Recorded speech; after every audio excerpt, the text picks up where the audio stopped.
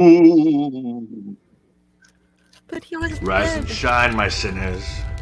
When Father Evil starts his day, he gets a little deadly. Deadly Grounds coffee has the richest, smoothest flavor you'll find anywhere. It's sinfully delicious. Once you go deadly, you never go back.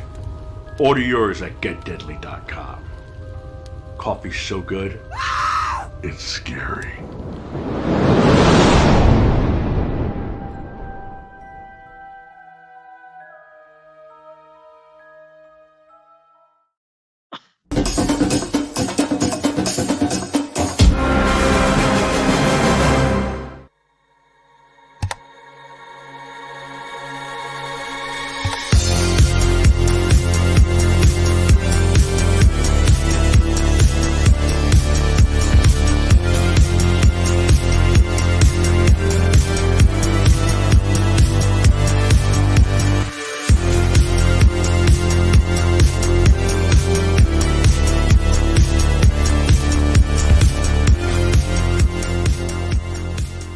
So the only thing left to say, of course, is the one obvious thing.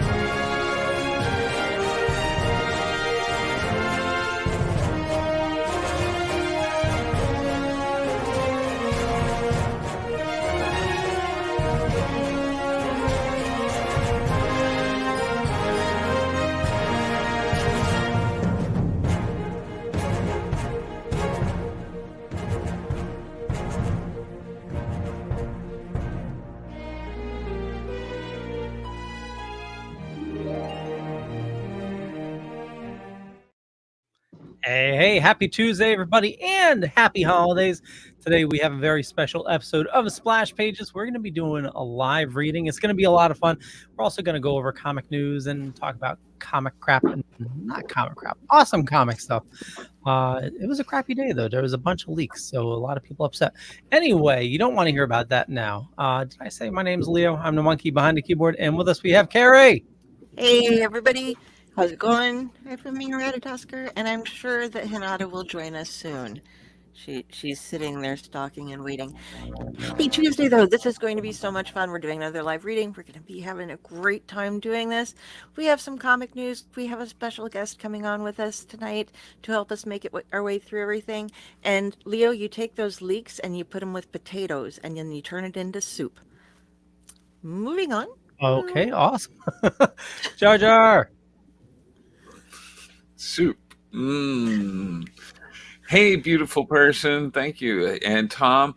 Hey, everybody. It's Tuesday night. It's Splash Pages. We're going to do, as everybody else has said, an awesome Christmas reading put together by the one and only Drew Mallow. And we're going to do news and stuff. As Leo said, I comics and crap. You know, Leo said it right. Mr. Drew. Oh, hello there. Didn't see you. I was just getting a little light reading for the holidays. So, welcome to Splash Pages, everyone. We've got such an interesting tale to tell. So, might want to put on a nice warm sweater because it's going to get really fucking cold where we're going. Because it's Christmas. And it's time to get spooky, bitches. Let's go. Let's do this. All right. And yeah. Drew, we got a special guest with us. Oh, yeah, we do. Hold on a second. All right, everybody. We got a special guest because there was only 3 of the small squad, so we needed some backup. So we went to New York. We looked, and the only place we knew we'd find him, somewhere in a sewer, munching on some pizza. So we asked the one, the only, the always cheerful Mr. Justin Cooper. Hey, hey, as Leo says. What's up, Yep. everybody? Thanks for getting me out of that cold ass sewer. So, as you can see, Yep. I've got a whole shelf of Hellboy behind me. So I am ready and equipped. Let's do this. Wonderful. Awesome. And tonight we're trying to stream on Instagram for the first time, so we're gonna Oh give that a God. try. Yeah, Oh. we'll see how that goes. Hey, We're doing- Instagrammers. We're doomed. I mean, hi. I'm so glad you're all First time. here. So, Leo, I want to say that I've never wanted to tell somebody to get out so quickly in an episode with Carrie with her leaks joke. I was like, get out. Well, speaking of leaks, it's cool stuff, but it happened. I guess some hackers got a hold of some Sony stuff, Okay. and they leaked the actual completed game. Well, not completed. The build so far of Wolverine, Okay. the actual game. Okay. I saw that. Yeah, the and timeline for yeah, there's actual video online for it now. You can find it. Also, video online for the Venom game. Okay. But they also leaked, I guess, a bunch of personal information about the developers. And some nasty shit. So it's, a lot of people, I know we're excited to see these leaks, but it's also comes at a cost. And also a big leak for Suicide Squad that is looking really bad. Suicide Squad, the game. Yeah, the storyline is completely. It's a hodgepodge of a bunch of shit. But yeah, it looks like it's going to be terrible. That's why the game won't have the actual playable storyline till after launch. Oh, weird. I thought it was just gonna be a multiplayer shooter game. Multiplayer. Fortnite. It's being Overwatch. launched as a multiplayer shooter, but then they're going to actually release a story-driven, single-player campaign. Hey, everybody! Yeah, I just realized something. We are all wearing glasses right now. So you know what we want for Christmas? LASIK. Yeah. That'd be Well, I nice. plan on giving one of my eyes to the Baba Yaga. So Get out. Do come. John Wick? Okay, Leo. okay, I see someone hasn't read. Jeremy, it's your turn. You didn't read ahead in Hellboy, Piss did him you? off. Come on, before we hit the variants. It'll be great. We can all get kicked out. You're like, Yeah. Okay, first things first, you would love that because then you would have to cover the variants. So nice try, Sanderface. So listen, everybody, we have a great show specifically because, God, we're tired. We had a full year. Okay, guests, news, more guests, more news, so many variants. So we wanted to do something really nice. And it's a very somewhat known tradition that in English culture, the day before Christmas, or sometimes Christmas itself, they like to sit together and tell ghost stories. Now, ghost stories, of course, one of the most famous one being The Christmas Carol. So there's no coincidence that that's a ghost story. So everyone, you've been following tradition all along, but because we're Americans, we don't want to accept anything that's British. Lies. Okay, everybody accepts Doctor Who. But so we decided we were going to do something fun for the holidays, and who's spookier and more fun than Hellboy? So yes, this was my idea. And a great idea it was, Drew. It's going to be a lot of fun. Boy, Leo, I swear to God, you're like that meme. I was like, everything, it'll be death, but of fun. That's you. But before we get into that, let me take a page out of Leo's book. Before we get into the news, how are you guys? How are you doing? How are things? You doing good? I'm freaking tired, man. As you said, Drew, it's the end of the year. Like, been running around crazy trying to do presents and everything. Mm-hmm. Watching getting caught up on Monarch, and it's a lot of work being a geek. I have off all next week, and I think I'm just gonna use that catch up. Like, I should put my phone on do not disturb. Like, do not talk to me. Just watch all of Gen V and Invincible and Everything, Leo. I All still of it. have to catch up on Invincible too. Yes, you do. And I need to as well. But so it's the end of the year. I just want to say thank you. You guys all made Tuesdays this year bearable. aw. Except for Justin. He makes every Tuesday bearable. But I can't say anymore because he's already married and I've met his wife and she would bear me. She She's is very the nice, sweetest. but you know that there's some fire behind that kindness. I think you and I are actually variants, so I don't know. We have been in the same room officially now, Yeah. and it was pretty. It was one of those where I'm like, okay, well, no. See, the thing is, I still think you're a variant of Walt Simonson. Yeah. So that because especially when you wear the hat and Yep. you just want to tell a story, your eyes light up. I was like, my God, it's just so excited. It was like, well, let me He tell did you. walk by us at one point, and Drew's just like, see, you're wearing a checkered shirt. See, I'm That's what I'm saying. "Oh, You guys both have the hat and the t-shirt, flannel combo going real well. Yep. So, oh yeah, And, absolutely. we both love Wheezy, so True story. Like I've never seen you more excited. You were like, she smiled at me and she yeah. signed my book, and I was like, and Justin's. The only thing that would be great, she's like, I'm going to be working on a Teenage Mutant Ninja Turtle book. You'd be like, it would have been the best. what? Be still my heart. Oh, and Walt's going to be drawing it. Yeah, he's only done a cover for the 100 project, and I think he did a cover for issue 50. So he's not There done you much at all. See, I meant as a joke. The fact that you actually know that is why you're you. If this was a Ghostbusters question, you would have known the reverse, so it's okay.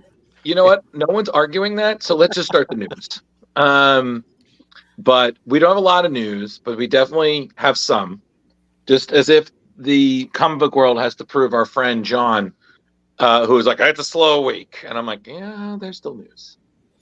Well, So, there's not news yet because you forget there's also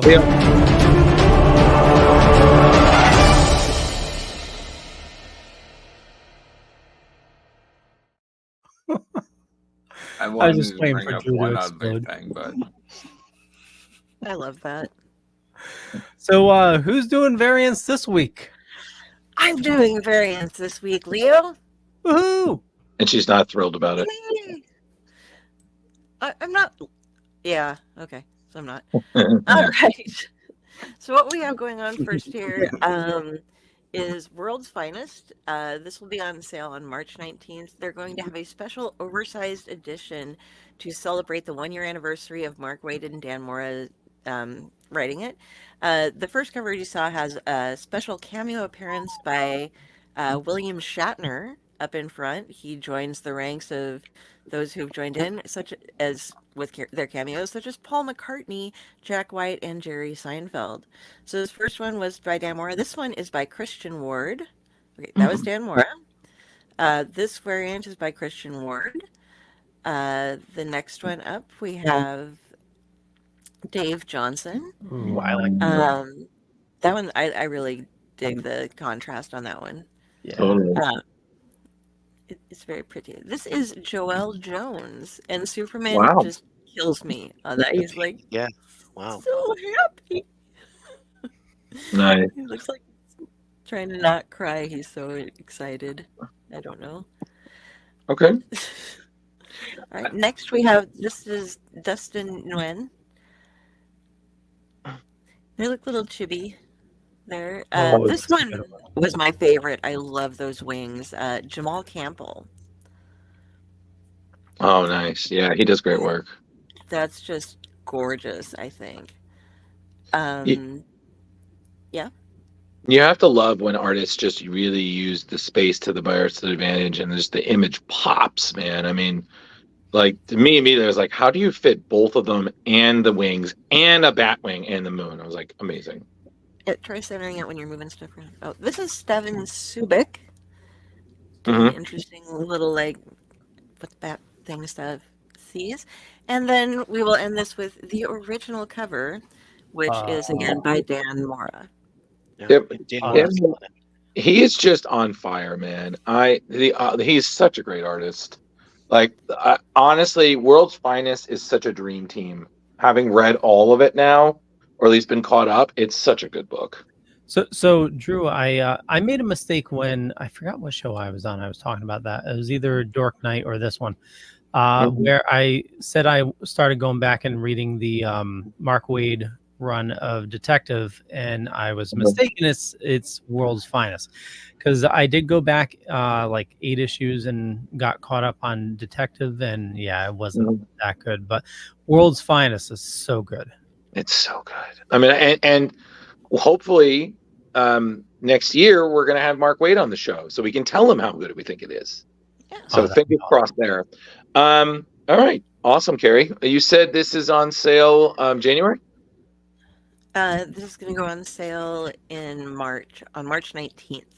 Oh, nice. So we got a while to wait, but it's an anniversary. I'm sure there will be more covers. In fact, I did come across an extra cover later on after I finished up doing all of this, but Such is life. I'll save that for the next section of them when they come out, because All we right. can never get enough covers.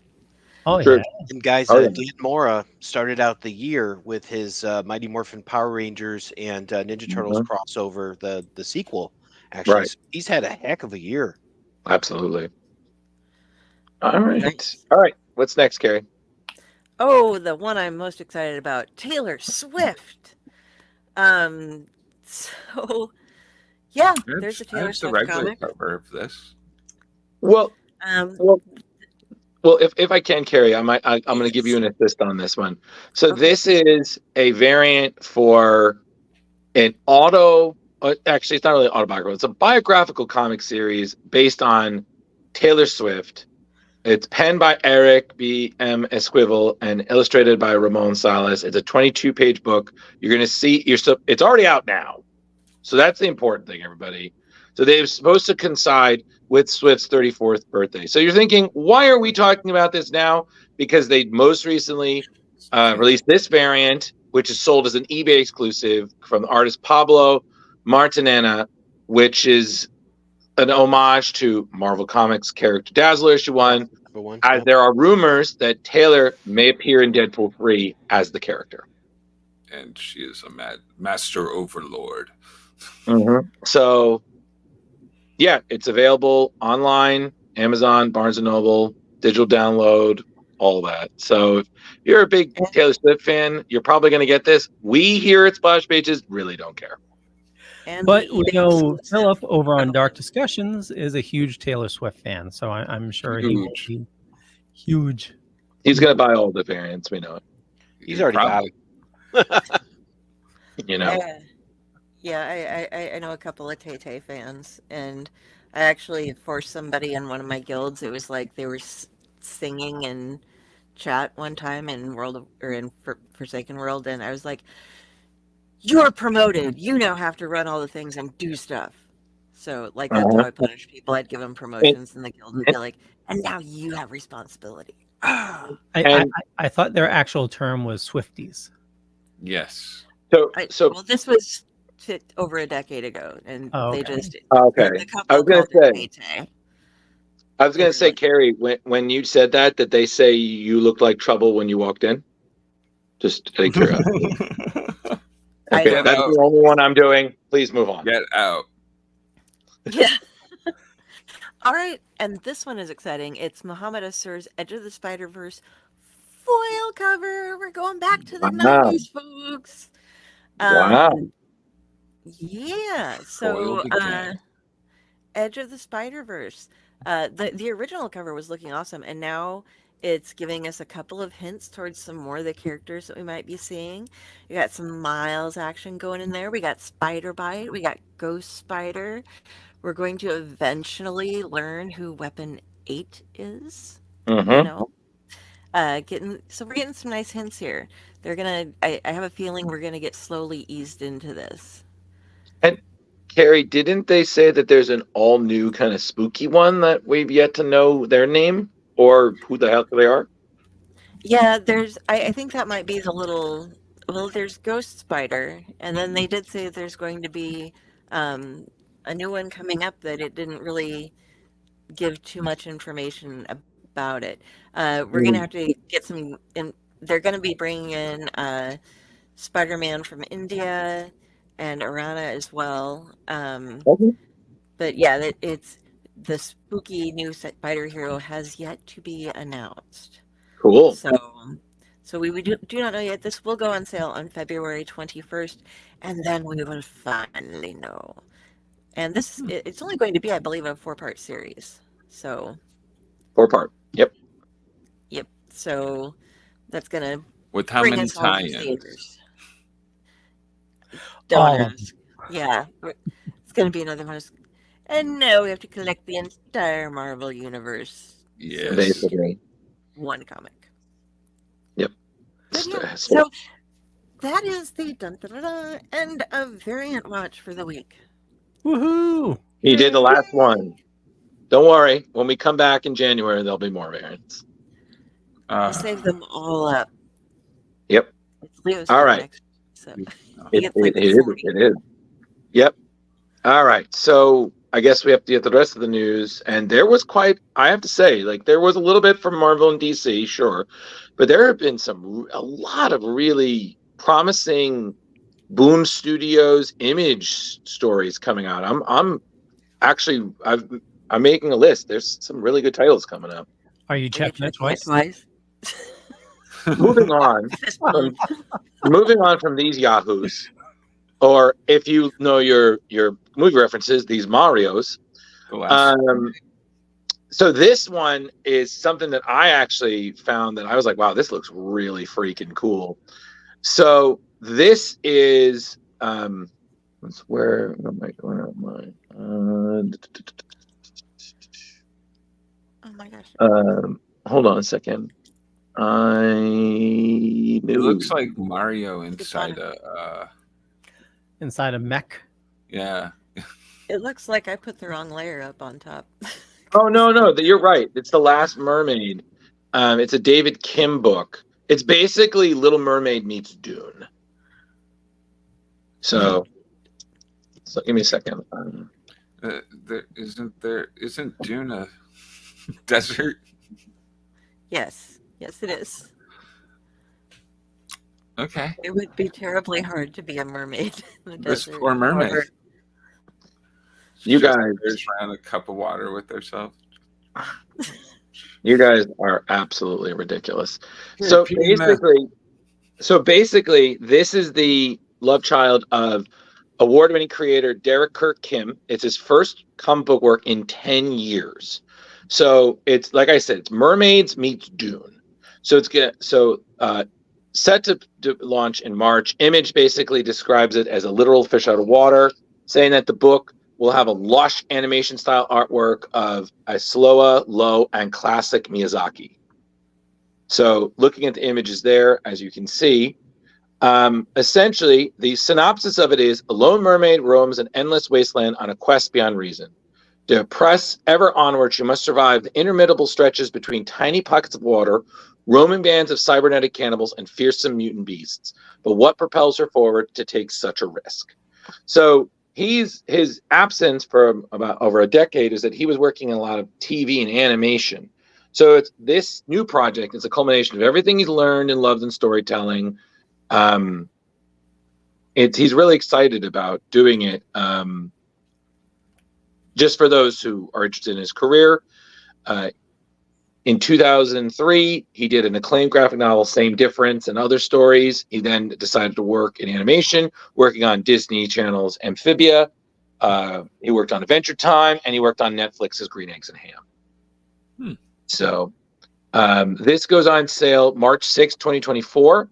And if you're going to end up being next year at Emerald City Comic Con, Mr. Kim will be on hand to promote the comic. So apologies, my notes were a little discombobulated, but honestly, I would definitely check out the first issue of this. This looks really cool. The covers look fantastic. Absolutely. Yeah. And then the inside art looks great too. Yeah. Absolutely.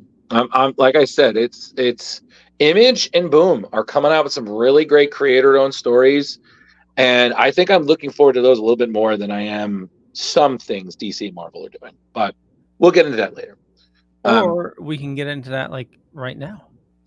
Or we can continue the news because we got 2 big stories to do. So continue. Well, I was gonna say getting into news for DC is like right next, and so we've talked about this before, and the more I hear about this, the more excited I'm getting.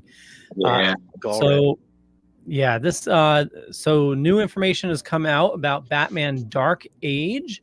It's an upcoming comic mini series from DC offers a fresh take on the familiar origin story of Batman. Like we need another. So this series is notable for blending Batman's early days with real-world historical events, adding depth and context to his well-known backstory. The creative team behind this project includes writer Mark Russell and artist Mike Allard, both recognized for their work on Superman Space Age. They're joined by colorist Laura Allard and letterer David Sharp.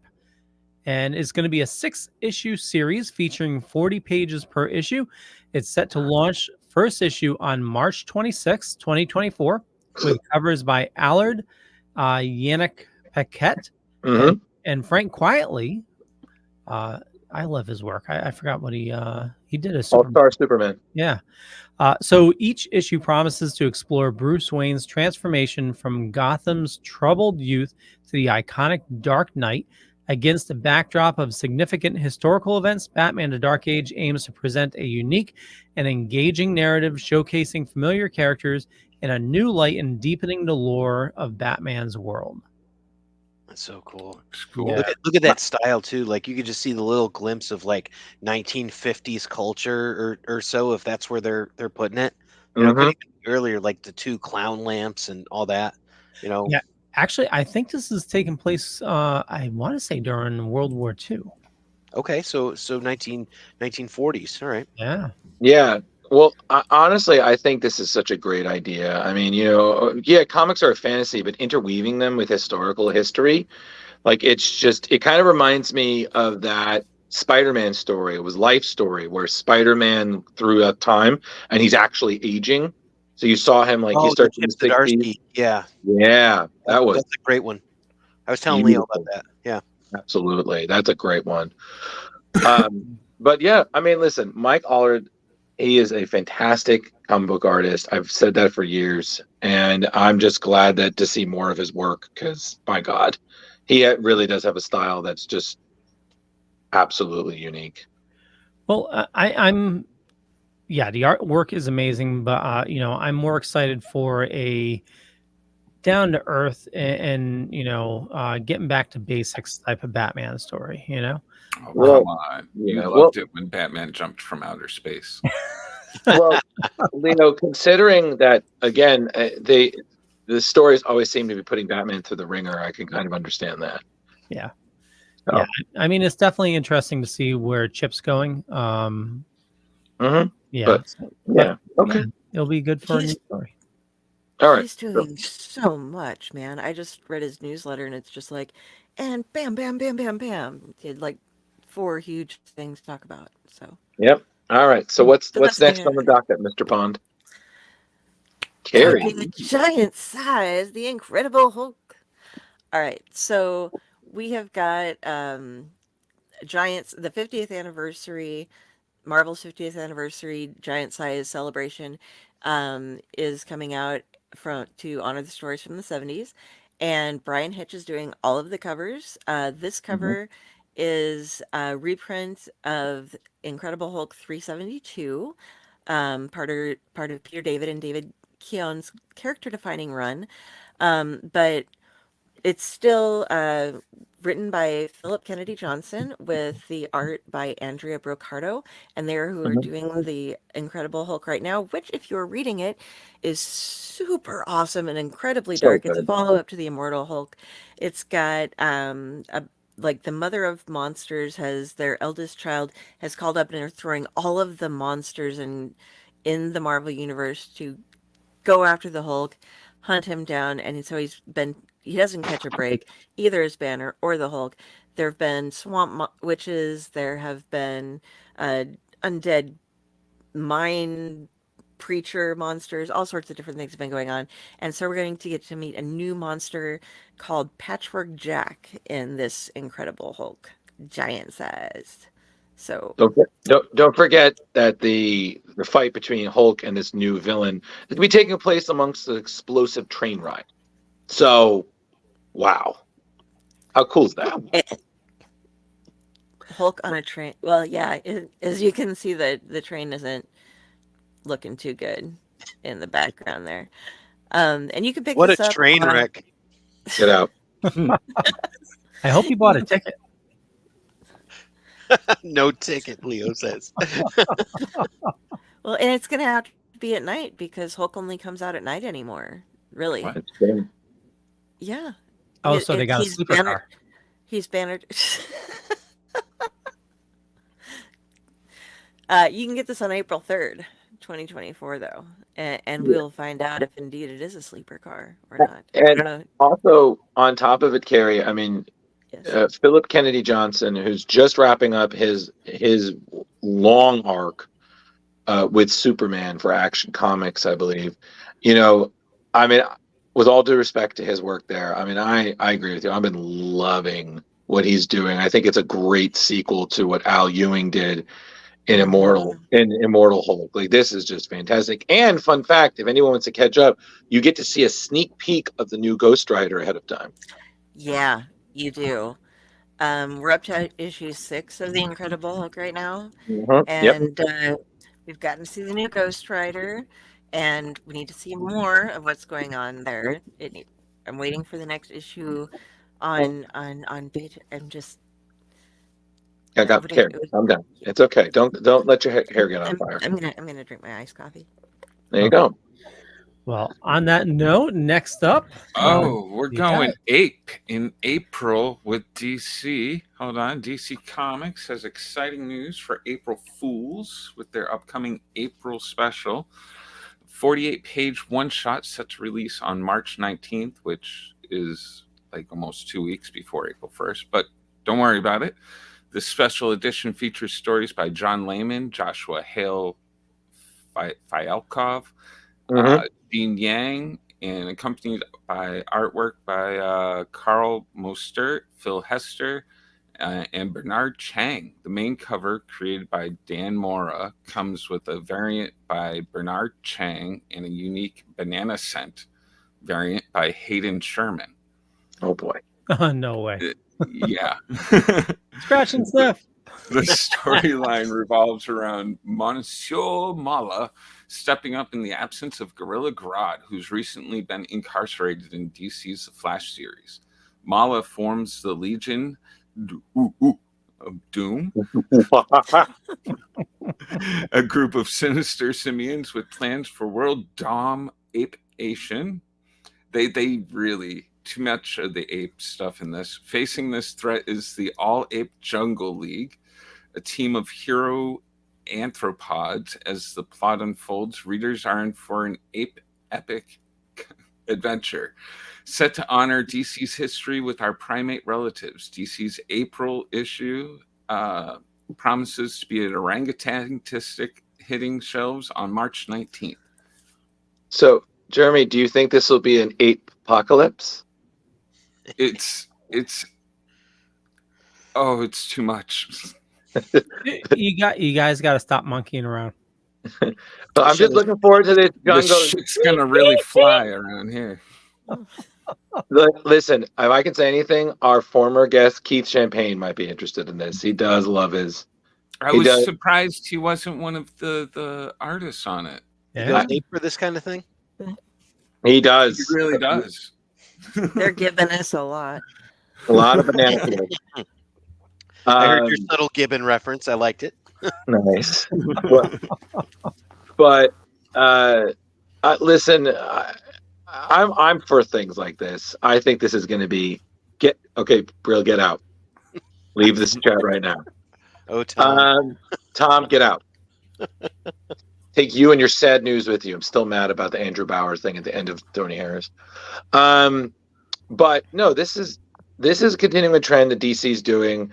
This is right up there with How to Lose a Guy Gardner in 10 Days, the Valentine special that I am super pumped Well, about. They're So, pumping out the minis and all that really well over there at DC. Like the last few that I've read from them, what is it? Justice League versus Kong and mhm. Godzilla, great. The Santa Claus, Batman Santa Claus, great. Great. I mean, Oh, I that think Silent it's Night story is so freaking yeah. We're gonna I cover can't that wait later. for the next issue. Yeah, yeah, I think we need to maybe sneak it in with Merry Little Batman. Nice. Yeah, please do it. How was that? Merry Little Batman was really good. Yeah, Cool. I've been It was fun. tempted to press play on it, but I'm like, I don't Well, know. You It's should. like a 'Cause- 70s cartoon, kind of, you know? Yeah. yeah, and I found out it's the first of a new series, Bat Family. Oh, Yeah. I'll check it out then. Featuring Luke Wilson. All right. Luke All right, Wilson's- fanboys, save it for the other show. All right, let's keep it rolling. The Luke Wilson podcast. Yeah, the Splash Page Luke Wilson podcast. All right, so this is something I'm actually intrigued about that's coming out. Spider-Man revisits the mystery of the Proto-Goblin. So, in this new upcoming series, Spider-Man Shadow of the Green Goblin is a 4-issue limited series promising to reveal Osborn's darkest secret. We have J.M. DeMatteis, a long-term collaborator from our dearly departed Keith Giffen, who's also very well known within his Spider-Man work, and Michael Sta Maria. This story is taking place during Peter Parker's early days as Spider-Man, right around the time when Uncle Ben's wound is still pretty fresh regarding the death. But this will revisit something that even I forgot about, the mystery of Nels Van Adler, who was the first person that ever actually had the fabled Green Goblin formula. The character who made his first and to date only appearance in 1997 Spider-Man issue 1. So the synopsis is saying that Norman Osborn is not the first Goblin. Norman Goblin is the Goblin you know, but he's not the original. The Proto-Goblin has a dramatic yet sinister connection to the Osborn family. And what role does young Peter Parker, who is still learning about power and responsibility, play in this unfolding events? So I love when they do things like this, fleshing out little known details in the Spider-Man lore. Because I'm sorry, Spider-Man has always had so many moving characters, so many moving parts. It's hard to keep track of everybody, you know? So And yeah, this character. does the goblin look like it's female to everyone else as well? I was thinking Yeah. that some skin cream has been used over the past few days. Very, very soft skinned this one. It is a mask, you know. Kind of looks like Kate McKinnon. A little bit. Only Yes. you, Leo. So moving on from Leo's horrible analysis of a mask. So basically this will be out, Shadow of the Green Goblin, issue 1, April 3rd, 2024 from Marvel. I might also check this out just because I'm curious to see what JM does. I mean, come on. This is the guy who made Kraven the Last Hunt, the trademarks issue series it is. You know, definitely worth a shot. He's my favorite writer for what's that worth, mostly for his DC stuff. But yeah, I would read anything the man wrote. If he wrote Boo in a Napkin, I'd buy it. There you go. All right. So that's that. You're for- in luck, Justin. I have this napkin right here. What was he say? Did he say anything about me? Just Did he get Boo. my letters? What about a Okay, paper so- towel? All right. So we're going to move on before Justin explodes. Whoa. Yeah. Cool. So, Suicide Squad. DC is launching a new series titled Suicide Squad Dream Team. Is that Bizarro? It is. Yeah, so Oh this is my. coming in March of 2024. So featuring Nia Nal, Dreamer from the Arrowverse, as a key character. The series is penned by Nicole Maines, who portrayed Dreamer in the CW's Supergirl, and includes artwork by Eddie Barrows and Eber Ferreira. I know I butchered that. No, you did good. Oh, thank you. Hey, there's always a first time for Yeah, everything. I did, Leo. Just you're on a roll. Don't pat yourself on the back yet. You must be butter. Yeah. You're on a roll. Get it? Get out. So the narrative unfolds from the events of Titan's Beast World, which is going on right now, with Amanda Waller assembling a new Task Force X. Dreamer is at the forefront of this team, which also includes notable characters like Harley Quinn, Bizarro, Clock King, Black Alice, and Deadeye. So, issue number 1 of Suicide Squad Dream Team showcases a main cover by Barrows and Ferreira, with alternate variant covers by artists Riccardo Federici, Sweeney Boo, and Gleb Melenkov. Additionally, character sketches by Barrows are also revealed. The series delves into Waller's view of metahumans as significant threats, using them for her ends.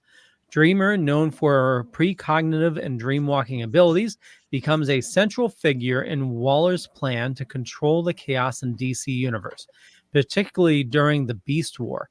Nicole Maines expresses excitement over bringing Dreamer into this challenging scenario, where her character must navigate the complexities of working with Waller, the new Suicide Squad, and this experience pushes Dreamer to contemplate the kind of hero she aspires to be.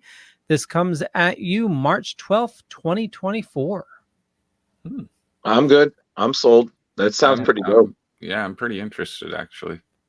I want to see Bizarro working with Amanda Waller and Bizarro and Harley together. That's going to be nuts. Listen, weirder Suicide Squads have happened. And I think the crazy thing is that we're really seeing Amanda Waller as establishing herself as she always was, but my God, is she such a threat to the DC universe? Especially if you're reading Beast World, what she did to help initiate that, holy shit, she is cold-blooded. Like wow, and beautifully portrayed by Viola Davis, especially in James Gunn's The Suicide Squad. Well, also, and Peacemaker as well. I got to give her that too. Yeah, I'm not familiar with the Dreamer character, but I didn't really watch CW. But it's interesting that they're kind of merging those worlds.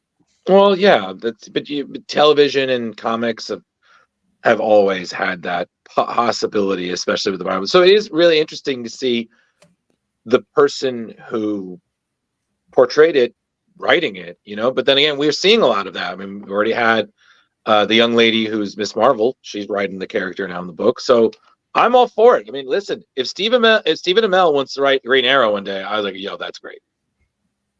Just saying. Yeah. Or, but Dream Team. Yeah. Nice. Okay. Next up, Carrie. All right. Yes. We go into from space.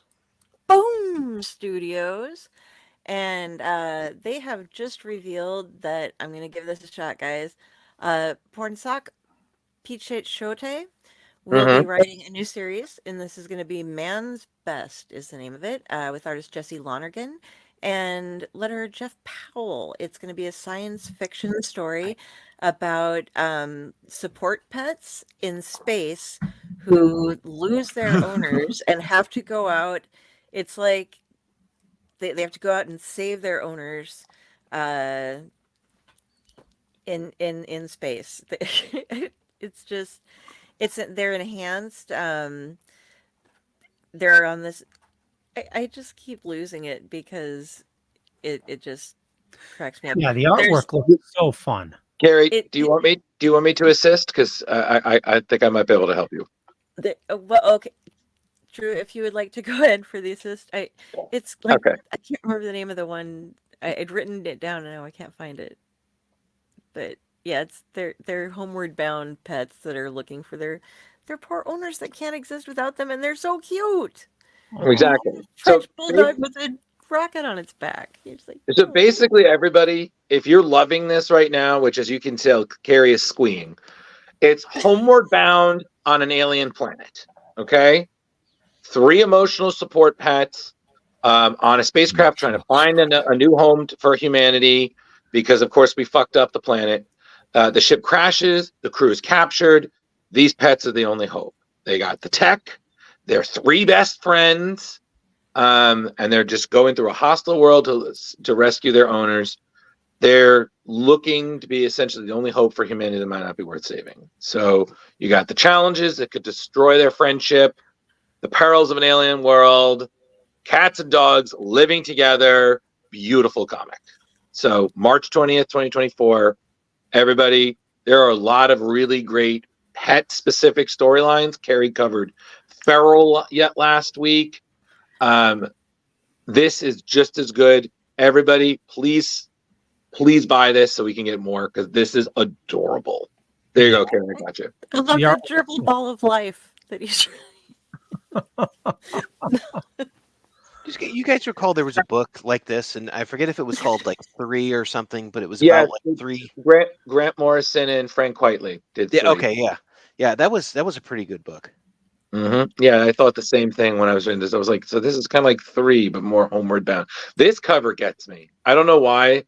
The cat face just gets me so much. I don't know why. Like they're it's just so cute. But yes, this is definitely going to be on splash pages. We're going to all read this and squee. And heck, it's a new series. We could always see about getting someone on it on our show. So, And they could teach me how to pronounce their name. It would be awesome. Dear God. All right.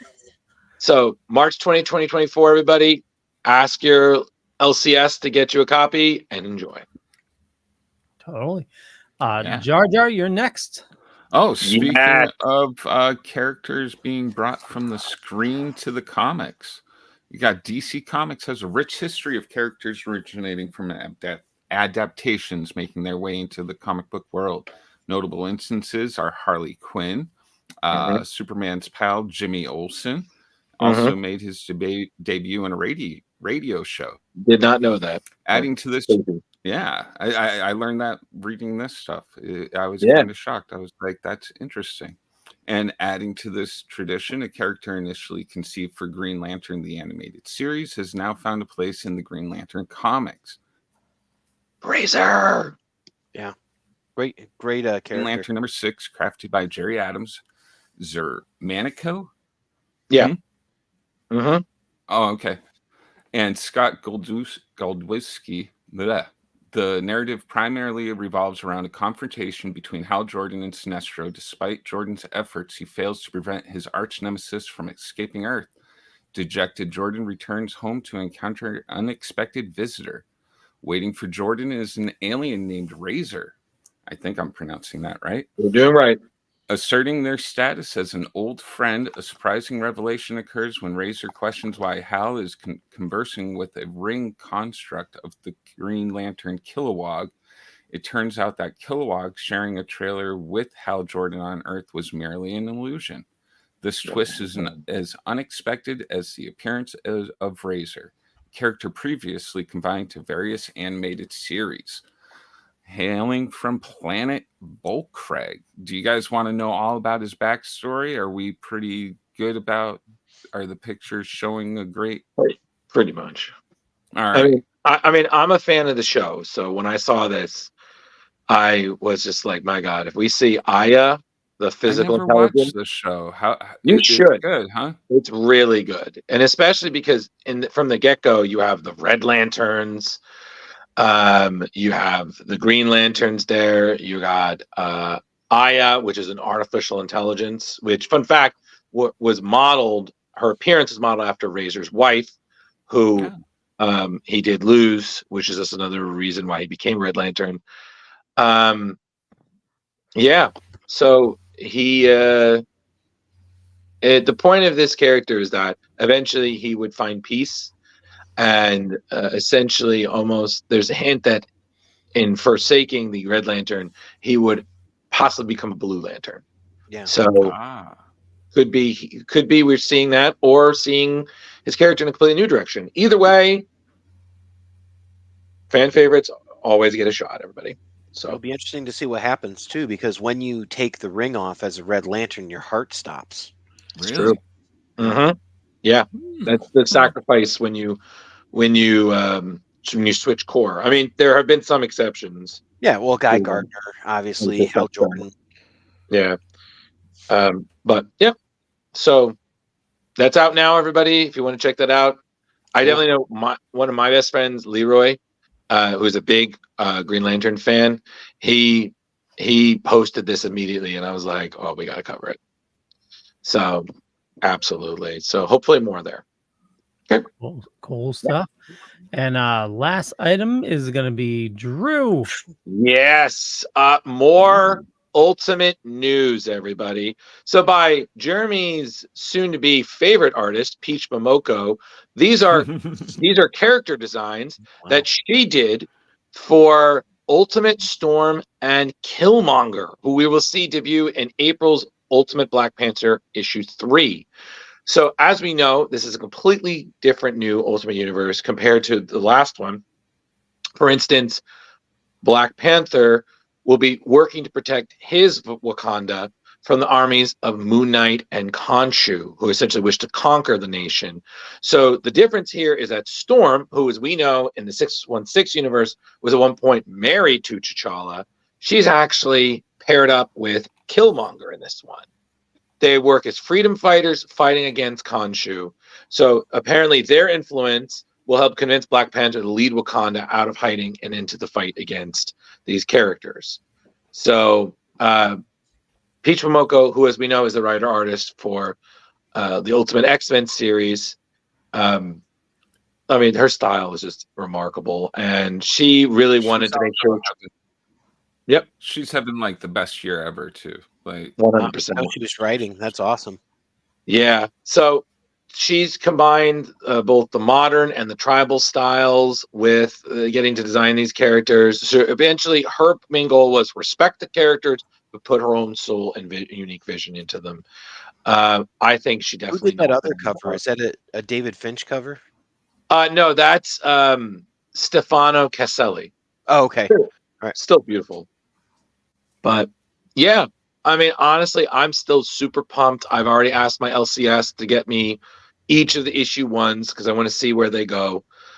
So if you like what you see from Black Panther, which is going to be coming out next year, please, this issue drops April 17th, everybody. Why go Marvel when you can go Ultimate? Boom. There we go. There's the news. Yay! News. Wait, hold on. We got to do the Muppet. News. I'm good. All right. So I know Justin's I'm like to jostle my computer and I'll lose you all. All right, everybody. So now it is time for what you really came here for. It's time to get Christmas. What are kids calling it now? Merry Xmas. X gonna give it to you. It's right. Christmas Underground. Yes. So. Well, so I just wanted to give a quick overview. So we're going to be doing a live reading of Christmas Underground. And let's see, stage directions will be by Mr. Justin Cooper. Hellboy will be played by Jeremy Courtney. Hello. That will not be the voice. Thank God. Annie and Mrs. Hatch is going to be by Carrie Sanders. Ooh, yes, my little ones. Dear God. Dear God. I'm not doing that voice either. The Doctor, and that probably won't be the voice. I don't know what it is. And the animal voices are going to be by me. And the priest is by Mr. Drew Marlowe. That will also not be the voice. Requiem. Translation: X gonna give it to you. Oh, thank you, Yeah. Justin. Somebody had to do that. All right. So, everybody, so this is a 90s story. This is one of the first Christmas stories of Hellboy. So, this takes place England, 1989 on Christmas Eve. So, we're going to get started. We're really excited to do this. So, enjoy what you see, but really enjoy what you hear. Let's hope. Yeah. All right. Take it away, Mr. Cooper. Okay, so here we go. We have panel 1. We see an old English manor with regal bearing sitting on its desolate property on a cold Christmas Eve night. England, 1989, Christmas Eve. Christmas underground. Silhouettes speak within the stony halls. She won't live through the night. You're sure? She's lost too much blood. I'm sorry. I would say that, but It's okay, Doc. Go home. Thanks. The doctor exits through the open door while Hellboy and the priest look on. I'll be back in the morning. Good night. Hellboy and the priest now speak at the matter at hand. Well, Poor Miss Hatch. This house stood empty years before she took it. That was a grim day. She came out from the city with her husband and brother. The priest points as both him and Hellboy take a look at the family portrait. And her 3 children. That's Annie in the middle. she's a cutie. She was the favorite, an artistic child. Happy, but too much imagination for this place. It made her strange. Focus on the portrait of a depiction of Annie. I told them to send her away, but they wouldn't. I should have done something then. Annie, wearing a white dress, wanders at night. More and more, she wandered out alone at night into the cemetery. Among the gravestones stand ominous bodies of rock. And there are stones in that place older than any Christian grave. One night, she disappeared. 5 years ago now, and there's been a doom on this house since. Doom. Hellboy puts his hand on the man's shoulder to comfort him. First the uncle, then all the rest. Wasted away. Poor Miss Hatch. She's the last one. Why don't you fix yourself a drink? I'm going up to see her. But I should have. Hellboy looks back at the rambling, regretful priest. I should have done something. You should have. Annie's face in the portrait looks on ominously. Hellboy enters the room where the bedridden, dying Mrs. Hatch lays in her bed. Mrs. Hatch, can I come in? You're not another doctor. No, ma'am. I'm glad. Hellboy sits at the end of the bed where Mrs. Hatch lays. I don't need any more doctors. How do you feel? Old, Her old, wrinkled face looks on with absolute certainty. dying. Hellboy puts his hand on the top of Mrs. Hatch's, attempting to comfort her. Is there anything I can do? On the mantelpiece, a little tin box for my baby, Annie. She comes and visits me, at night. Hellboy listens. You'll see that she gets it. Yes, ma'am. Hellboy holds the tin box in his regular hand. You promise? I promise. Mrs. Hatch is getting weaker and weaker. I knew you would.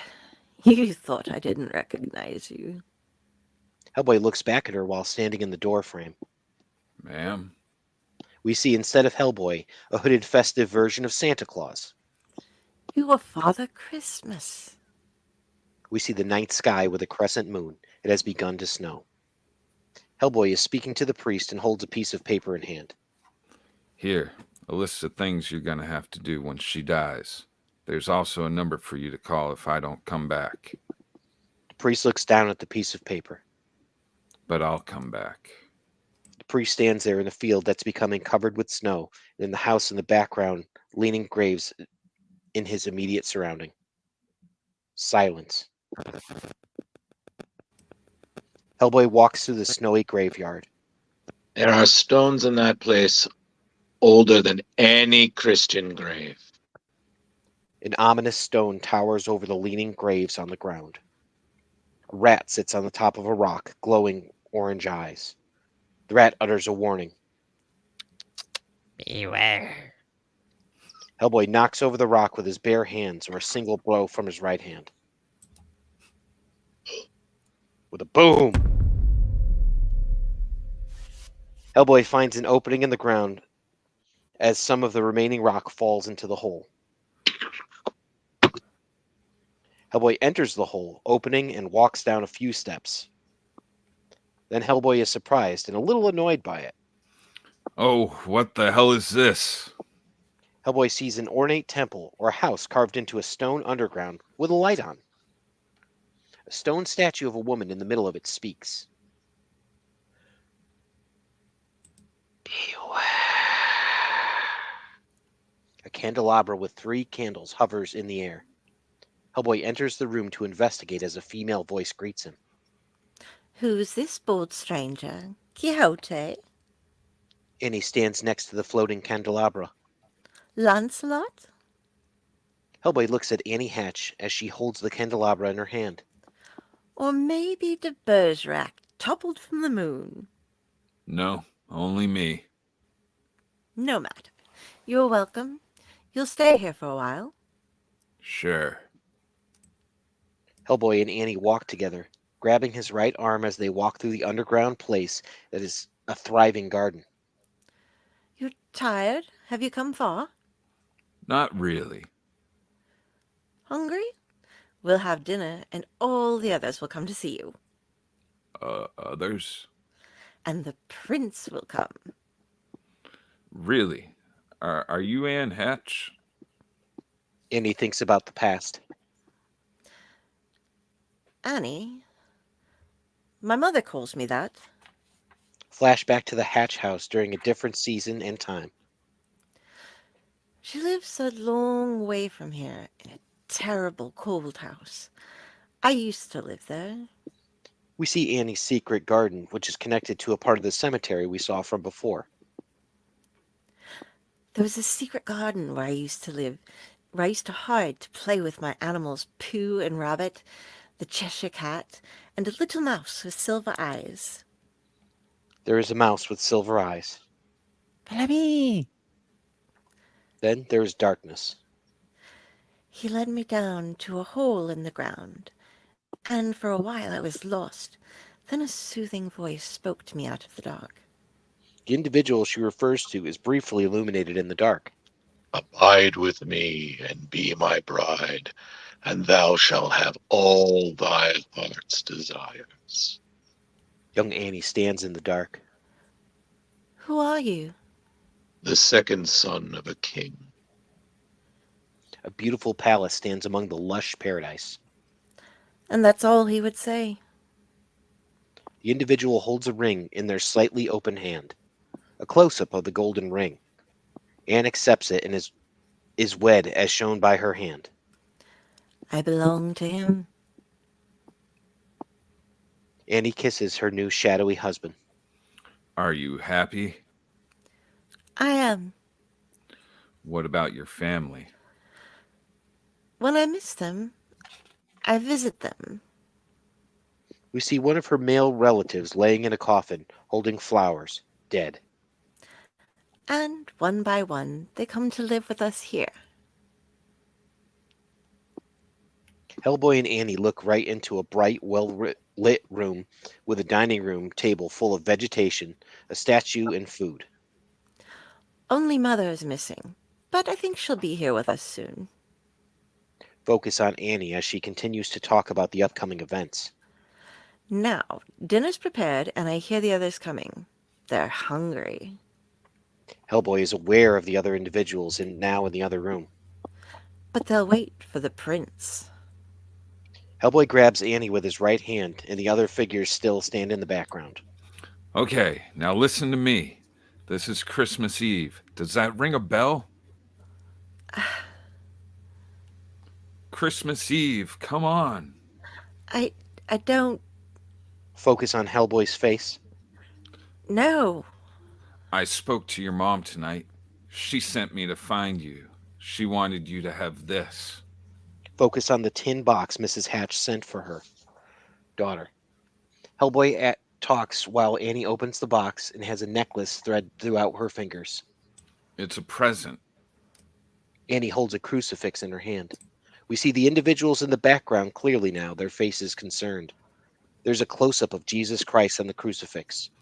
Merry Christmas. Annie, holding the crucifix, fills the room with a blinding light that Hellboy shields his eyes while the other guests react as if they're illuminated as well. Yeah! Hellboy reacts upon what he sees. Jeez. The dining room is actually a hellish table where the chairs are tombstones. The statue is one of a demonic form, and the food is body parts, illuminated by a macabre candelabra of a corpse's hand. The other individuals in the background are grotesque looking corpses and of her family who has risen from the grave. One of the corpses moves slowly towards Hellboy menacingly. Hellboy leaps forward as the corpses attack, using his right hand of doom to decapitate one of the males. Annie's hand continues to hold her gift, blinded by the white light except for her golden wedding ring. Hellboy strikes another blow with his right hand against the decrepit female member of the attack party. Annie's wedding ring slips off her hand. Hellboy is focused in the battle, his right hand in front and center to deflect any and get ready to throw another punch. Annie's former wedding band begins to change shape. Hellboy notices what is happening. The wedding ring begins to resemble a reptile as an arm slowly appears. While the corpses stand still in the background, Hellboy is puzzled by his odd-looking golden newt. Hellboy grabs the creature with his right hand as the entity speaks in an undecipherable language. This creature exhales a great barrage of fire from his mouth.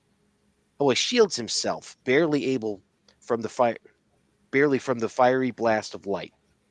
I abjure thee, vile spirit. The priest stands, focused on his words in proclamation. Draco nequissimi, by the judge of the quick and the dead, by thy maker and the maker of the world, I adjure thee. Hellboy stands, the fire having burnt away his jacket. He is still smoldering. By him who has power to send thee to hell, I adjure thee. Hellboy stands with smoke billowing off him now in what appears to be the underground cavern of a stone basement. The priest stands above Miss Hatch as he finishes giving her her last rites and sacrament before she passes away. Not in my infirmity, but by the virtue of the Holy Ghost, depart from this poor woman. God Almighty hath made her too good for you. Evelyn Margaret Hatch, rest in peace.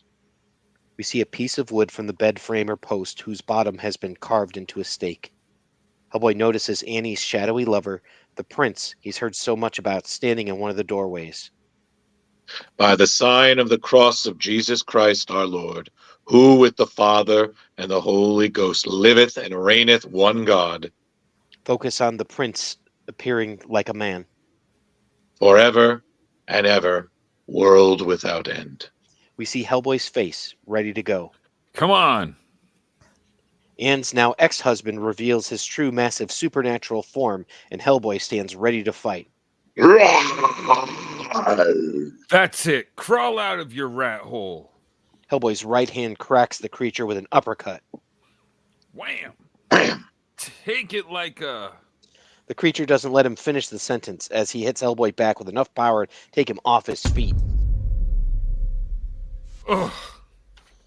Some of the stone underground breaks, sending fragments everywhere. We see Mrs. Hatch's now empty mansion while the snow continues to fall. The stones in the cemetery stand still and lean as it snows. The priest stands out, waiting in the snow. More stone flies everywhere as the battle continues. The priest is caught off guard and the ground cracks open while the battle underground hits a particularly high note while it's still snowing. Focus on Mrs. Hatch's now empty dark mansion. Zoom in on one particular room. The failing Miss Hatch speaks to her long-lost daughter before dying. Annie, is that you? I'm here. I'm so cold. Annie's presence or spirit is bright among the drab surrounding of her mother's bedroom. Forgive me for that. Mrs. Hatch's nearly lifeless hand reaches for the flaming, thinly decrepit hand of her daughter, wrapped in the necklace of the crucifix. And don't be afraid. The window of Mrs. Hatch's bedroom are now bright and continues to snow outside. I'm with you now. The dark, crooked chasm in the ground is illuminated only by snow. Hellboy is being tossed backwards by his enemy, and it hits him with another booming punch. Ah, you can do better than that, big monster like you. Hellboy taunts the creature as he moves higher ground. Oh, that's right. You just pick on little girls, son of a... Hellboy is scratched across his chest by the creature's clawed hand. Yeah! A single sound echoes across the snowy sky. Hear that? The creature reacts in horror at the sound. Church bells. The church bells from the nearby town echo, announcing Christmas Day. Midnight Mass. Hellboy stands, his chest ripped up and bleeding, but still victorious as the creature's form withers to almost nothing. Christmas. Hellboy watches the creature's nearly skeletal corpse falling back into the darkness of the chasm, defeated and dying. Guess you should have stayed underground. The church's castle-like tower continues to ring its bell. Hellboy's eyes look on. The creature formerly known as the Prince is nothing more than a deformed skeleton in dissolving bones. Hellboy and the priest talk afterwards as the snow-covered cemetery grounds. Mrs. Hatch is dead. I couldn't do those things to her. The wooden stake and the cutting. I'm sorry. Yeah. Hellboy and the priest watch Mrs. Hatch and her family as her family's home burns, the fire billowing smoke into the Christmas Day skies. What about the fire? I didn't have anything to do with that. I was with her till the ground began to shake. I came out here, and next thing I knew... It's all right. Fire's the best thing for her now. Let it burn. Poor woman. Yeah, was a nice old lady. Hellboy stands still, looking at the burning home, remembering the events that just happened as the priest silently looks on. She saved her little girl, and she thought I was Santa Claus. So Merry Christmas, Mrs. Hatch. Focusing on the burning part of Mrs. Hatch's home that was once her bedroom. Wherever you are. The end. Yo, that was awesome. We did it! Holy shit. Jeremy, I swear to God, I don't even want to do Hellboy now because you did so good. Oh, you Yeah, have I to. did. I told you he was perfect for him. Serious. Yeah, I just want to say, Justin has been hyping this for like, because I've talked to him about doing audition. He was like, yo, Jeremy would be perfect. And I'm He's just got like, that good raspy deepness to him. I'm just Yeah, I saying know. it was good. I got Just chills when perfect. that bell came. yo, and then Carrie, your aunt, yo, I'm sorry, your Annie was awesome, but your Miss Hatch, holy fucking shit. Yeah. And that there Like- was a difference in them. It was great. Yeah, I'm sorry, that the Father Christmas is one of my favorite Hellboy scenes, and you just nailed it. Like I cannot wait when Leo just does the only audio version with the images. That shit's gonna make me fucking cry. I know it. Well, that's really hard to do when you're talking to yourself too, and to go back and forth. I know. Carrie did great. And I noticed that. I'm like, oh, she's got to have a conversation with herself. Great job. See, now I'm worried because now I feel like my Hellboy is just not going to be deep enough. So it's just going to sound like I'm trying to follow Jeremy's. I feel like now I'm the David Harbour. Like he was the Ron Perlman. This one I get to go high on though. I've been waiting to do Professor Broom. Yeah. So it's funny because I'm now like thinking because I was talking to Carrie about it. I was like, how do I do it? Just said you got to sound. You're gruff, but you're almost annoyed. And I'm just like, all right. Son of a bitch. Like, exactly. Lady. Like, Good thing is people will know if you separate the stories, they'll know it's a different story because now they're hearing a different voice. So that's the good thing for anyone listening. So yeah, it's true. But I'm sorry, there is one character I'm dying to hear somebody in our group do. So, and yes, I just want to point out it is deliberate because the person is one of the nicest people I've ever worked with, but he does certain characters very well. So I'm very excited about that. So with that in mind, everybody, and I can't, by the way, I also cannot believe how quickly we blew through this. We might actually end at an hour and a half. So That's crazy. well, Carrie was the one who said we should do 2. She was like, yeah, Christmas Underground, we're going to get done in like, what, 15 minutes? Because we're reading, and she was like, you should adapt. We're all theater people, Drew. I mean, what do you expect? Yeah, everyone here is an actor. So All right, hold on. I need to get some water because if I'm going to get gravelly, I was like, oh, yeah. So I wish I had more coffee nearby. are we having a moment? Yeah, we're gonna take a Tom Dog says awesome read, everybody.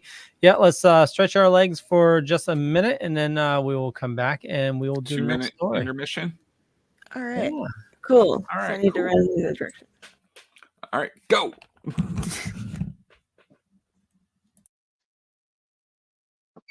did everybody enjoy my Catholic school coming out when I was doing the priest? Of course. Oh man. Oh boy. I gotta find my Hellboys. I thought that was it. That was it right there. Yeah. Crap. Yeah, maybe I should do it like that. Like, hold on a second. Is it that no thanks. Thank you. We're really trying hard. That's right. Crap. All right, let's do this. There you go. Just did you get a chance to read this one, Dustin? Krampusnacht? I've read all these. I own all these. Okay. All right, good. We're on the same. I have all the loose issues. I have I've got Hellboy in Love, Young Hellboy. Yeah. I just started collecting the giant robot, which was really crazy. So yeah, side note, everybody. I actually was talking to the artist for a nice chunk of Hellboy and the artist of Giant Robot, Duncan Fegredo, who is extremely pissy right now with everything, but he didn't say no to being on the show in the future. So there's also Craig Russo, and Zach Howard, who we've met. So absolutely. Hopefully those are great ones. Oh, absolutely. I mean, Craig is great. I especially love his work on Young Hellboy, but I also have a soft spot for his adaptation of Batman Return of the Joker from Batman Beyond. Great guy. We were supposed to interview him at Rhode Island last year, but I forgot to drop by his booth. We had a lot going on that year. But yes, so Krampusnacht. And we have some creative choices here that I did not tell anybody except 1 or 2 members in this. So we're definitely going to get a different level of spooky. But I'm very excited about this. This is again another sinister one, but I think you're all going to enjoy this. So let's do this, man. Let's get nuts. Gotta wait till we're all here again. I know, but I'm sorry. I'm still over the moon. Just like I could listen to you guys adapt a Hellboy story any day. Like, what a great cast. I still want to do the Wolves of St. August. God, yes. I call the wolf. Fair enough. I mean, now I feel like I definitely want to adapt my favorite 2-parter, Hellboy, Batman, Starman. Oh, that's a good one. And so Jeremy obviously would be Hellboy, and I, of course, will be Starman. And I don't know. We could make Leo's dreams come true and have him be Batman. Actually, that would be great to see Leo as Batman. I would love that. Yeah. So maybe for the future. Nice. Yeah. Leo is Batman. What do you mean? Have you ever seen the 2 of them in the same room at the same time? No. I really haven't, actually. You know, but it's okay because I still think I'm still trying to dissuade from you and Beaker are the same person. So That's true. Me? all right. So we got water. We refueled. Someone definitely went to the bathroom. I got a lozenge. So I just want to go over this real quick. So we're going to be talking about Hellboy Krampusnacht. And for the stage directions, again, we have the fabulous Mr. Koopa. It's doing so good. And doing Hellboy and the Priest, Dr. Malo. I'm so excited. I'm a little nervous. I'll be fine. I'll be fine. Okay. Okay. I'm good. Let's go. Okay, the Christmas song lyrics, Ghost Woman and Liz Sherman is the awesome Carrie Sanders. Yeah, you get to hear me sing again. Yeah, I will be doing Wilhelm Schultz and Krampus. I have no idea how I'm going to do it. It's Do it gonna like be a your tough Joker. Yeah, do it like Joker. I thought Yeah, about like- it. And the Ghost Children, I can't wait to hear this. The Ghost Children is going to be incredible. Young boy, Professor Broom, and I don't know Jeremy how I'm going Courtney. to do multiple. I don't know how I'm going to do multiple voices of children. I'm going to be Oh, like, hey, no, over no. here. No, Jeremy, we're gonna. It's gonna be a kind of a thing where we're all gonna chime in. Oh, So- okay. Yeah, As I soon as really you wanted said to get that, I that. was just going to be like, Yeah. We're gonna get that real creepy angle, and don't worry, Leo's gonna edit out all of our banter before the read, so it's gonna be great. But yeah, so I'm really excited about this. I just side note, this is an Eisner. I believe this is an Eisner award-winning issue. This is one of the few that I have signed by Mike Mignola. Being a huge Christmas fan as I am, this is truly a beautiful one-shot that is both seasonal and terrifying. And of course, our resident horror culturalist, Miss Sanders over there, was more than happy because it was either going to be this or what we're going to do. It's a very merry Cthulhu Christmas. So, hey, How about the corpse? That's good. I can't Oh, time for all these. sure. Yeah, forgot about the corpse. Right. All right. Next time. All right, everybody. So we're going to get started. So I don't know. Hope you got your cocoa ready because it's going to get chilly. Okay, here we go. All right. So we'll just dive in, correct? Yes, sir. Okay. Hellboy Krampusnacht by Mike Mignola and Adam Hughes. We see a snow-covered cemetery. God rest ye merry gentlemen, let nothing you dismay. More of the snowy cemetery is shown, which includes a church. Remember Christ our Savior was born on Christmas Day. Hellboy walks amid a snow-covered forest in the cemetery, church along a nearby village in the background. To save us from all Satan's power. Hellboy hears something that catches his attention during this trek. When we are gone astray, please. Well-dressed female spirit that almost blends in with her snow-laden environment stands and speaks to Hellboy. A small box dates this story as Austria, 1975. Save my boy. The spirit turns to disappear in the woods, her dress billowing behind her as Hellboy tries to address her. Lady. Hellboy runs after her, brushing against snowy branches and trees. Hey, wait. Hellboy looks outward. His face is a mix of confusion and bewilderment. Hellboy sees nothing but untouched snow, save for one item left there deliberately. Please. The item is an old toy that appears to be an elephant on wheels that one would pull on a string.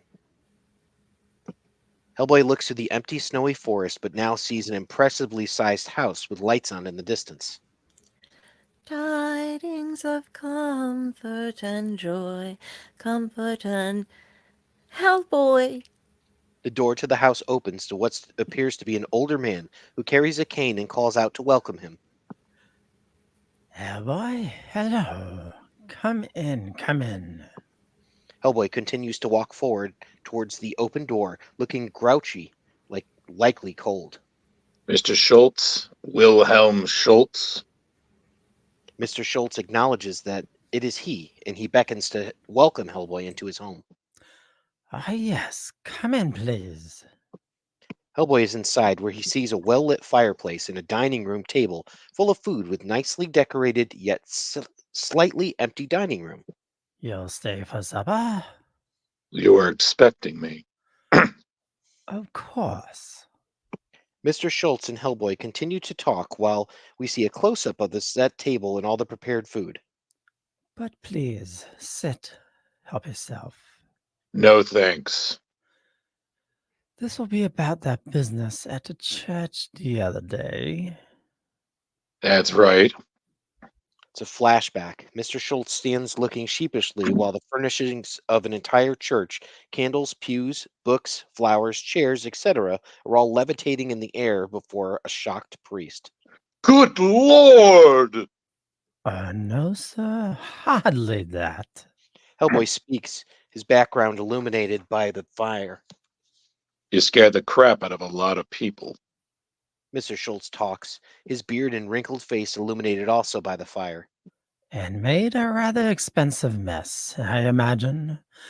I'm sorry about that, but I heard you were in the neighborhood and thought it might be the sort of thing to get your attention. Hellboy stands overlooking the meal as it was prepared specifically for him. So I'd come to dinner. Mr. Schultz pours wine into 2 glasses as Hellboy stands silently. Yeah, you'll have a drink at least. Mr. Schultz and Hellboy's right hand clink their glasses together in cheers. Cheers. Hellboy and Mr. Schultz both down their drinks together in the silhouetted living room.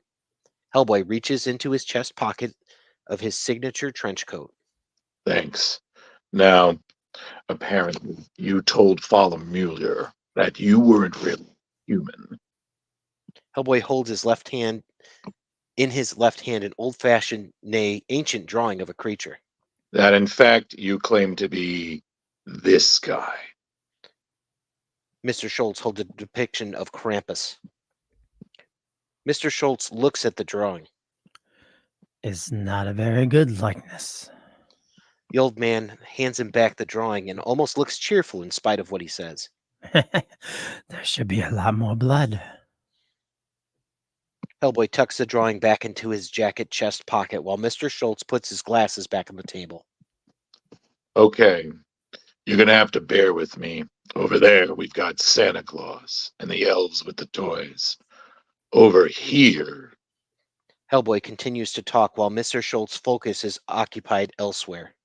you've got St. Nicholas and his monster sidekick, the Krampus. While Nick's handing out toys, Krampus, that's you, hits the bad kids with sticks and rides them around in a basket. I guess so they'll be good next year. Next year? No, once I've had my hands on them, they never see another year. Hellboy isn't thrilled where this is going. Yeah. Mr. Schultz is staring at his reflection, contemplating what to do next. You don't believe me? You need convincing? Hellboy's eye focuses. Mr. Schultz breaks the mirror with his hand. Mr. Schultz tosses something shocking towards Hellboy to catch. Have a look at this little fellow. Whoa! What the? Hellboy holds a small child's skull in his hands with glowing green eyes. Little Gottfried Huber, Salzburg, 1832. Hellboy's eyes glaze over at the same color of glowing green. See how he ended his days? Little boy plays in his room, illuminated by a single candle, alone. The little blonde child plays with the toy, the same toy that we saw earlier in the snow. Little Gottfried looks to the left. Mama? Gottfried cries out as a clawed hand reaches out towards him. His elephant toy flies in the air among the blood-red black background. Hellboy snaps out of the trance, releasing his grip with both hands of the skull. Son of a! The skull falls to the ground with a clunk. Hellboy is shocked by what we can see in the room. which is now illuminated by a different light, casting a shadow. Now you know. What the hell? Exactly.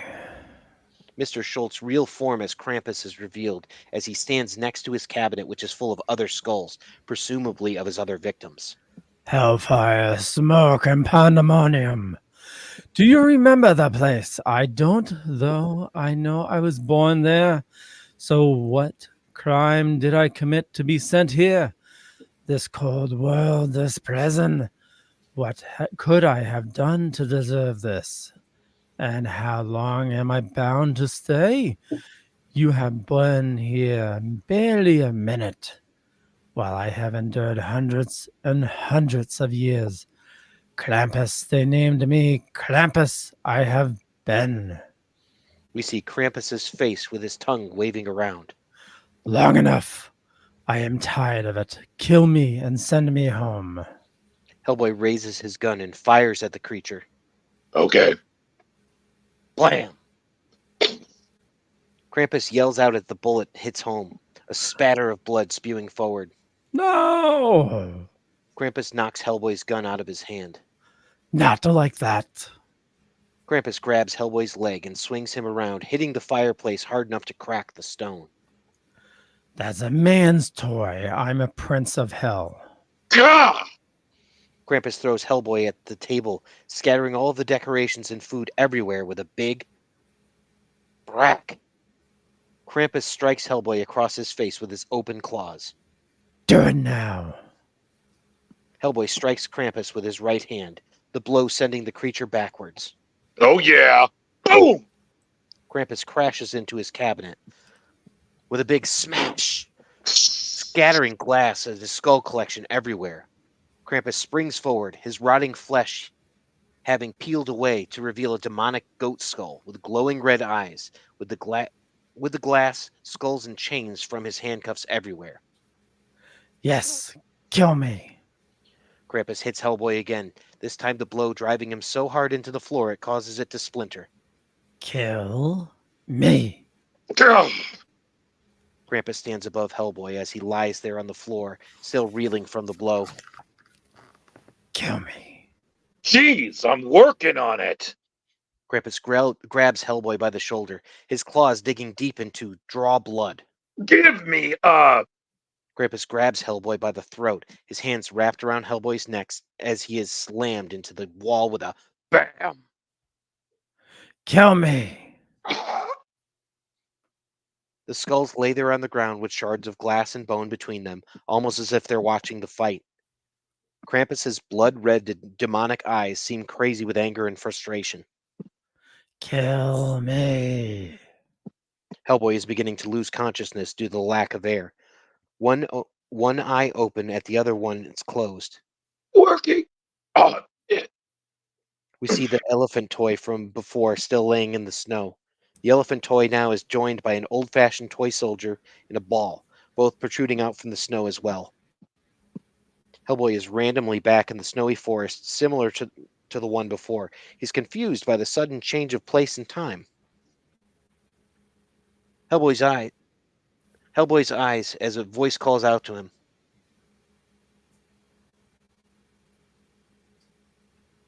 Please. Corpses of the undead or decaying children appear among the barren tree trunks in the snowy forest, likely Krampus's victims. I didn't do it. It wasn't me. I'm sorry. sorry. I'll be good. I promise. Hellboy acknowledges the children who continue to appear, begging for his help. I'm doing the best I can, you guys. Just help me. Please. Help me. Help. A small skeletal hand tugs at the corner of Hellboy's coat. Hellboy looks downward. The skeletal child looks up in bloody clothes, holding a butcher knife. He's just so tired. Help him. Use this. Krampus's red eyes pause as if he sees something big happened. Krampus and Hellboy have that moment of clarity. Oh. Yeah. Krampus looks down to see the knife buried deep into his chest, Hellboy's hand hovering next to it, realizing it's been done. How'd you get that? It's a mystery, pal. Merry Christmas. 3 loud.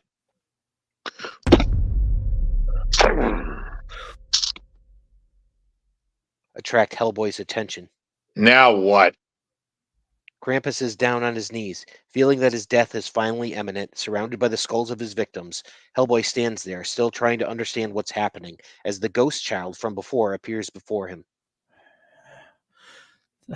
Thank you, brother. I don't think so. And what's that noise? Bones. A chest in a random part of the house opens to reveal a human skull. This house is full of bones.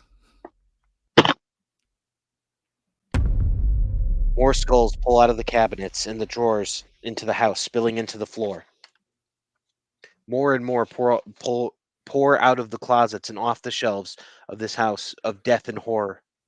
Skulls on the floor begin to smolder and billow smoke.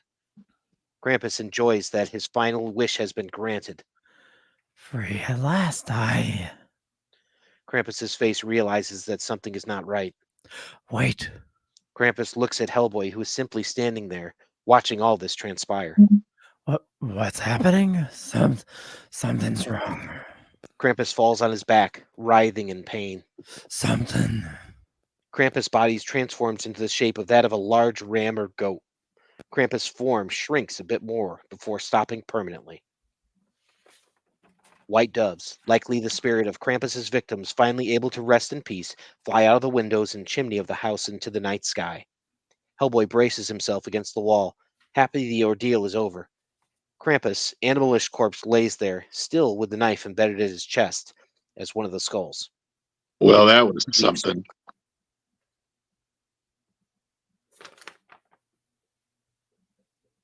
72 hours later, we see a snowy building that is the BPRD headquarters in Fairfield, Connecticut on Christmas Day. Well, I wonder what old Harry Middleton will make of this. I'll have to call him in the morning. We see Hellboy talking with his mentor, the surrogate father, Professor Trevor Broom, one of the BPRD's festive living rooms, while the BPRD agent Liz Sherman sits near the fireplace. For years, he's maintained that the Krampus was actually the demon goat of the witch's Sabbath done up in the fancy dress for the holidays, and I've argued that it was just a slightly nastier variation of the Scandinavian Yule goat. Yule goat. Yule goat, Jolopokuki, the pre-Christian goatman version of Father Christmas. But I don't think either Harry or I ever considered there might be an actual goat involved. Hellboy continues to talk to Professor Broom while Liz Sherman plays with her pyrokinesis. And not just a regular goat, but a magic talking goat who somewhere along the line forgot he was a goat. Started thinking he was a prince from hell. And when he got tired of doing terrible things to children, he wanted to go back to hell. Except he was just a goat. Who can say, my boy? Who can say? That's a pretty weird story for Christmas. Professor Broom encourages Hellboy with a pat on the shoulder while talking to Liz as well. There must always be ghost stories at Christmas, Elizabeth. And you, thanks to you, those poor children will finally receive a proper burial and rest in peace. We see the tops of the snow-covered graves, possibly from a cemetery at the beginning of the story. Hellboy adds his last thought before sipping his drink. And that thing, too. Whatever it was. We see an old-fashioned makeshift cross with the Krampus drawing from before nailed to it. We see the grave in the same forest of that creature previously called its home, the burial marked by the pile of toys from its now rest victims. The end. Bravo! Nice. Oh, man. Had And yet again, our 2-minute break, we would have made it. Yeah. Leo, yet again, you creep the shit out of me.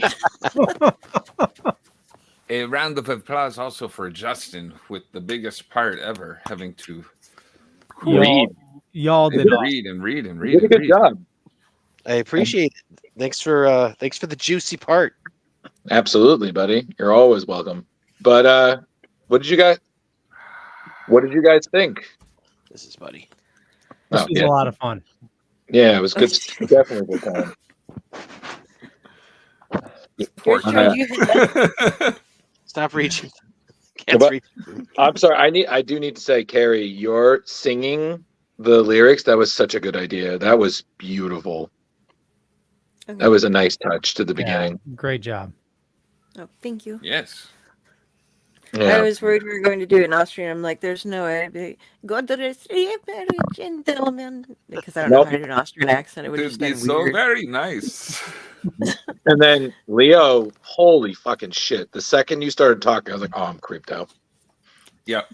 Yeah. I was like, oh God. And yeah. And then Carrie, you did good. And Jeremy, you I was I don't know on how to say mute. this. You did Ghost Children well. Professor was awesome. It's like, son of a bitch. Yeah.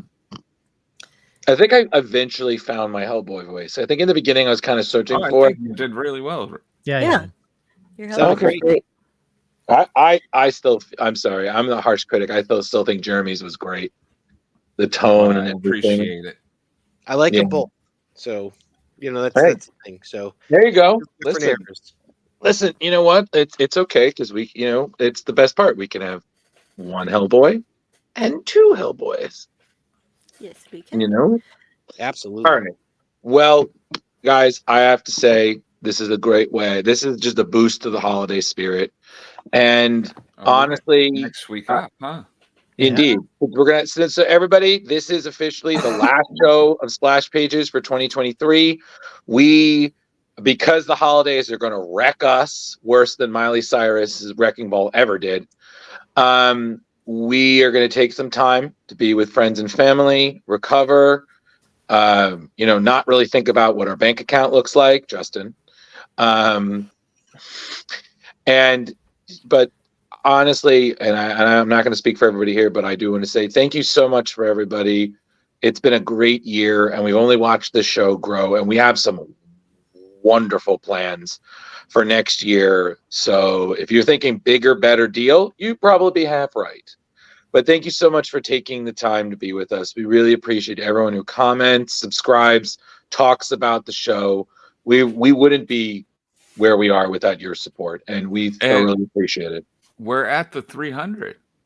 301. We broke over Oh, 300. Thank oh, you guys oh, so oh, much oh. for our Christmas Tre present. o uno.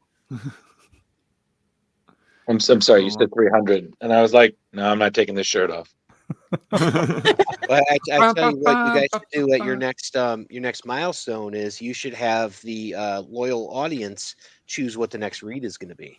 Oh, I like that. Yeah, get us to three. What do you think? 350, 375? Oh, that's. I mean, I was thinking 500, but still. Yeah. Let's do 500. It'll be a big push to 500. And, Okay. Let's set a goal. Do we want to hit 500 by February 1st? I mean, sorry. I'm sorry. That was out loud. That's a steep March goal. March 1st. We'll do March 1st. No, Leo. Let's be reasonable here. Let's aim for the end of the year. We're at 500, and if we get there sooner, then we'll make a bigger goal. We'll make a bigger goal. We'll do the stretch goals. Okay. Yeah, but it's like our Kickstarter.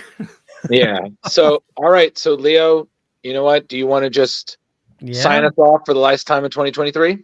Yeah, we'll wrap things up. I want to thank everybody for watching this fine evening. You know me, you know how to find me. There's a bunch of stuff in the show notes up above or down below, depending on where you're watching or listening to us.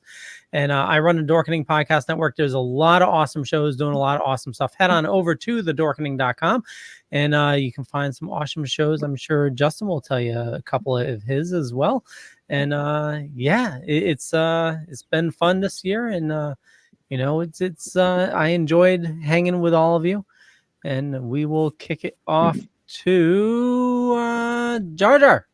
Should old acquaintance be forgot? No. All right. Well, happy New Year to everybody, since we're not going to see each other for that. And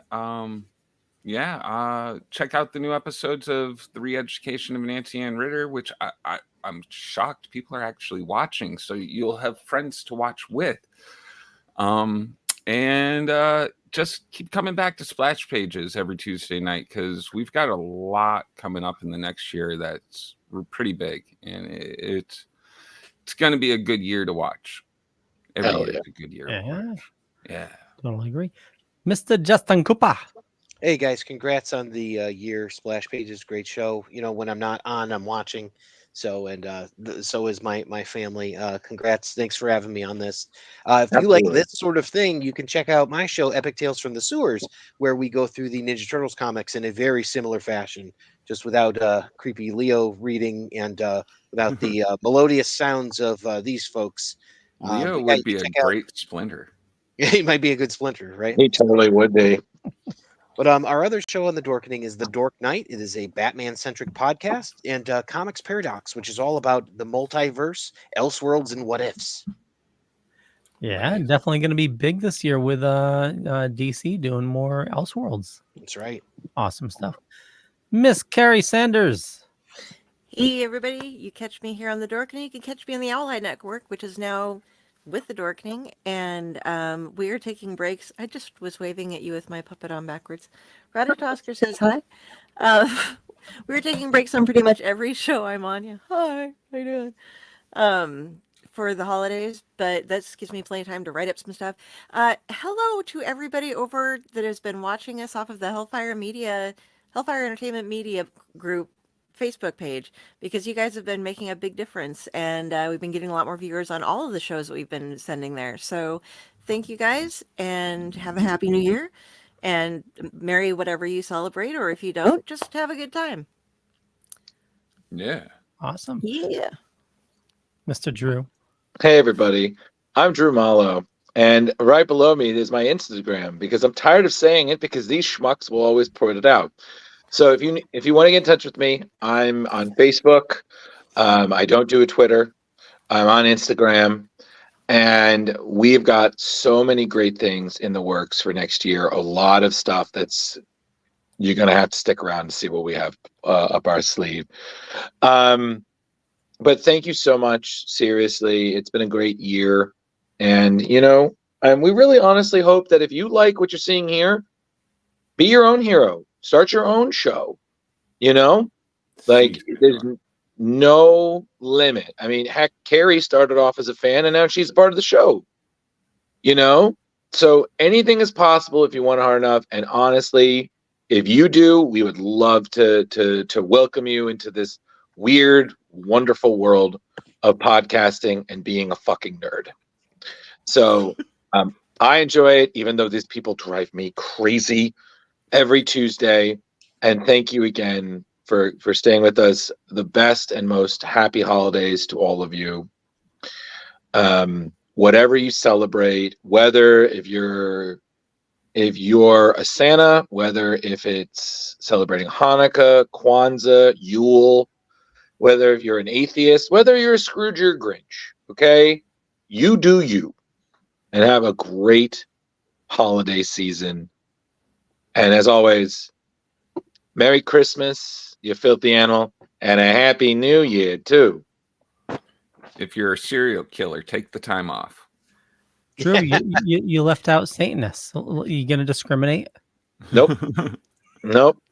We did a Krampus story. We talked about hell. We're good enough. We covered bases. All right, everybody. Well, thank you so much for joining us. We were so close. We were almost at an hour and a half. All right. Next time. Maybe next year.